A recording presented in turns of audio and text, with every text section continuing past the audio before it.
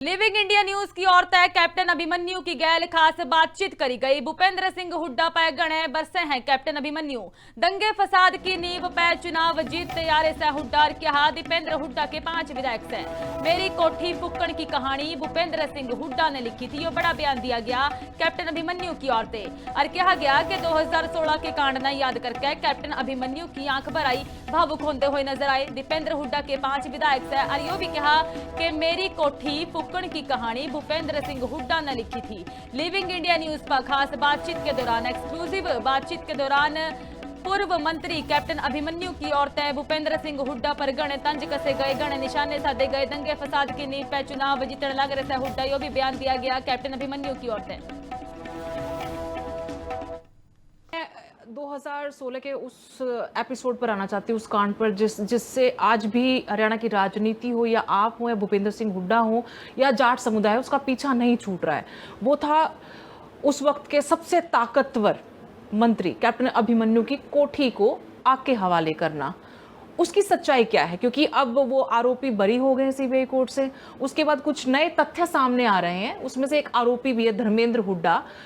उसने वीडियो में आके जो दावे किए हैं कि इसके पीछे भूपेंद्र सिंह हुड्डा सीधे सीधे जिम्मेदार हैं, साजिशकर्ता वही थे, सिर्फ आपको मोहरा बनाया जा रहा था। आपको दिखाया जाता है कि आप सबसे बड़े साजिशकर्ता हैं, आप सुपर सीएम बनना चाहते हैं, आप उस कम्युनिटी का चेहरा बनना चाहते हैं, उसको लीड करना चाहते हैं। सच्चाई क्या है सर उस दिन की? देखिए, 2016 का जो दर्दनाक हादसा था जी, सुदेश जी, कोठियाँ 100 कुर्बान, वो ईंट मिट्टी गारा किए फिर बन जाती है। वो मेरे परिवार के ऊपर भी हमला था। उसमें मेरे परिवार की महिलाएं भी थे, बच्चे भी थे। केवल एक मेरे परिवार पर हमला नहीं था, केवल मेरे स्कूल, मेरे प्रेस और दूसरे प्रतिष्ठान संस्थानों पर हमला नहीं था।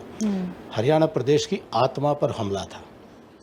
हरियाणा प्रदेश के और विशेष रूप से कुछ जिलों के अंदर हजारों दुकानें, प्रतिष्ठान, संस्थान, स्कूल्स और हजारों गाड़ियां जलाई गई थी। 32 लोग उसके अंदर मरे थे। वो मेरे परिवार, हरियाणा के मेरे परिवार के सदस्य थे। विषय एक कोठी का नहीं था।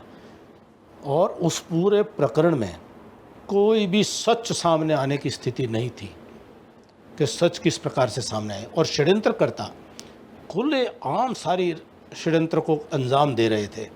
सब आज खुद मैंने भी देखा वीडियो, तो वो बता रहे हैं कि वो एनएसयूआई के अध्यक्ष थे।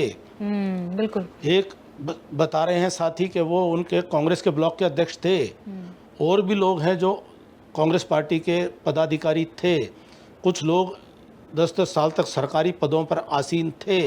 तक में जो भी तांडव हुआ वो 3-4 दिन, वो सब स्क्रिप्टेड था। भूपेंद्र सिंह हुड्डा स्क्रिप्ट राइटर थे। वेल स्क्रिप्टेड था पूरी तरह से। और वो सारी उनकी टीम थी।